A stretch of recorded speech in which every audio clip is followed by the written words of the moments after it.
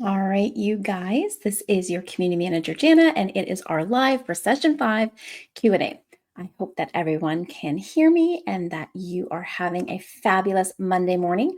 Not quite sure if our video source is working for our 2025 group, but it does look like it's working for one of the groups. So we'll run it and then I will make sure that we put it over on the other one once I get it all recorded. So if you have received your boxes, you have watched our welcome video. I want to once again welcome you to BookShark BootCamp. Whether you are in the 2025 or you're part of our alum group, you are an important part of our community.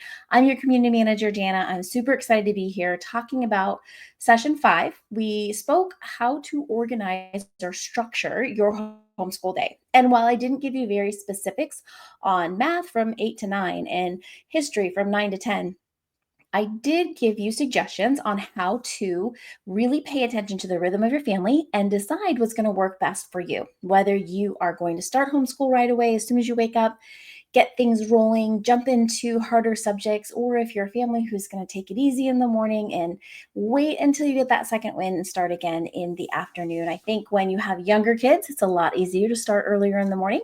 And then as those kids age out, it's a lot easier to adjust that and start in the afternoon. Another great way, if you have multiple children, is focus on the youngers in the morning because they are bright-eyed and bushy-tailed and ready to go. And those older ones tend to want to sleep in a little bit more. But again, no family is the same, no child is the same. And so it's going to look so different, family by family, child by child. But having an idea of how to structure your homeschool day was what session 5 was about. If you're just jumping in, you haven't watched any of our sessions, you're going to find under the guide tab underneath the group banner is going to hopefully be very clear on guide 1, 2, 3, 4, and 5, the live videos going through those different topics. And then that is always on our Wednesday.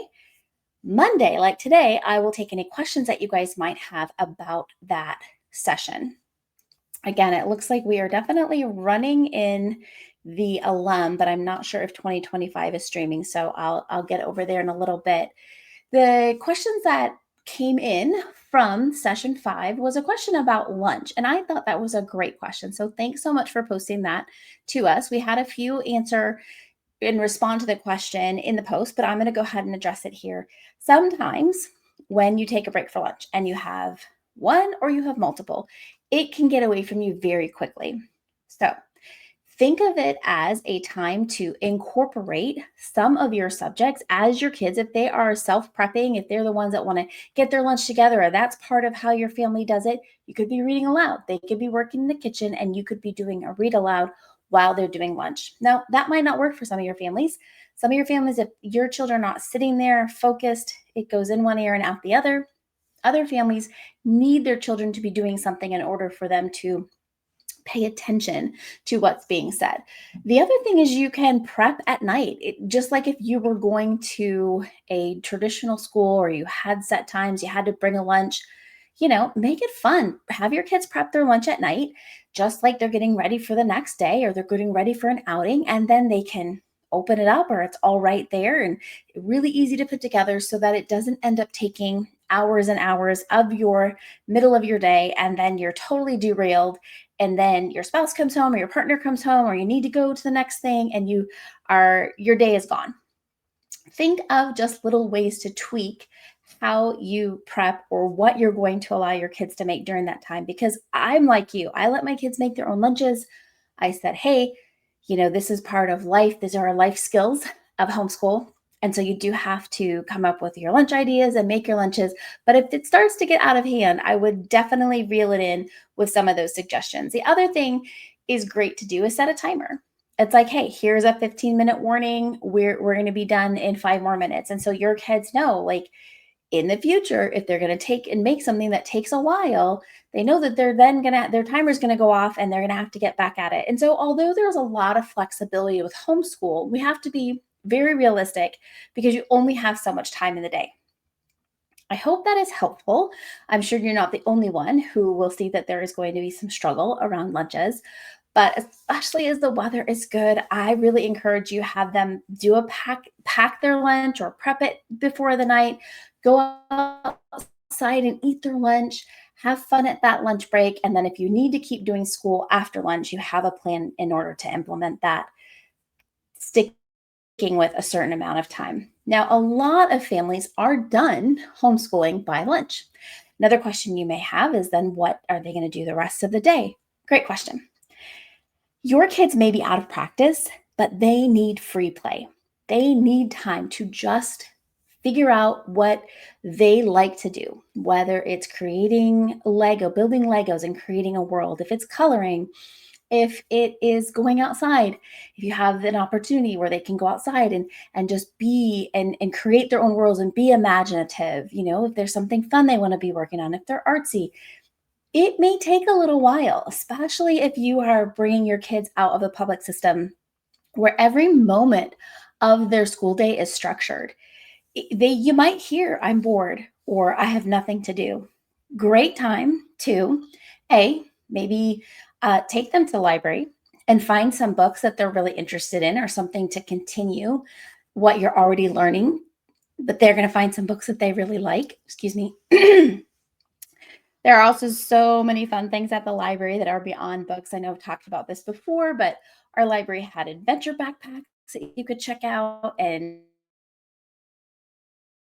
it would give you a state parks pass. And so lots of fun things that you can do, but take the opportunity to have a chance for your kids to kind of get bored. And when they're bored, that's when you want to ask them, like, what are the things that you want to do? What do you want to explore? And really help them develop that skill of self-taught, self-propelled learning, the things that they want to do that they didn't have time to do. My youngest loves doing nails, and she spent hours and hours not only watching YouTube videos on how to do it. I allowed that, but then my rule was she then had to implement that in her time. So she could watch a video, but then she had to show me that she was actually learning from the video and doing it herself. So I guarantee most families are gonna run into that where their time is up and then their kids are gonna have this claim of bored. Hey, great time for them to actually get some household work done with you. Maybe meal plan, maybe create the grocery list. I mean, it really is a change of lifestyle when you're homeschooling. So it's going to take a little while. Don't get discouraged if you hear your kids say that they're bored. They're just not used to having so much free time. And it just is a great time to get some ideas now before that happens so that you have a way to address that when it comes up.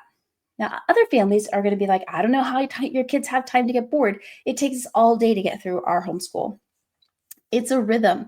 Life is a rhythm, and you guys are choosing to start a different path, and it's going to take some time to get into that rhythm. So, I hope that you are getting excited and that you have your printed calendar, you have your first day of school ready to go, and on that calendar, you're prepping and organizing your books, you've got your binder ready to go. On Wednesday, session 6, I'm going to talk about how we stay organized throughout the year. I hope that you are looking forward to that. I am excited for you. So if you are still in that nervous, overwhelmed stage, then hopefully my excitement will get contagious and you can pick up on some of it and get really hit to this idea of a new way, knowing that it's going to take a little while to find your groove, but you will get there. So I will see you guys on Wednesday for our next live. Please post any questions if you guys have them throughout the week. And I look forward to being on this journey with you step by step. I hope you guys have a great Monday. Bye-bye.